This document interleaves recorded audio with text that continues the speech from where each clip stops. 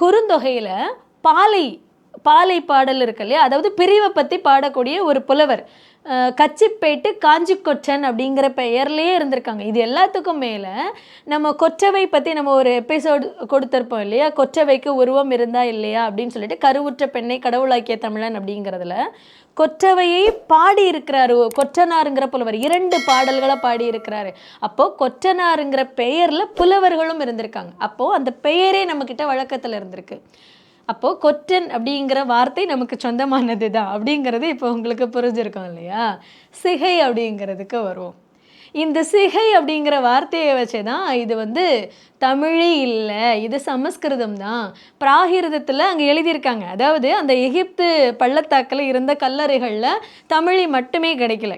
கிட்டத்தட்ட 30 இடத்துக்கு மேலே நம்ம இந்தியாவில் பழங்காலத்தில் பண்டைய காலத்தில் புழங்கின எழுத்துக்களில் பொறிக்கப்பட்டிருக்கு.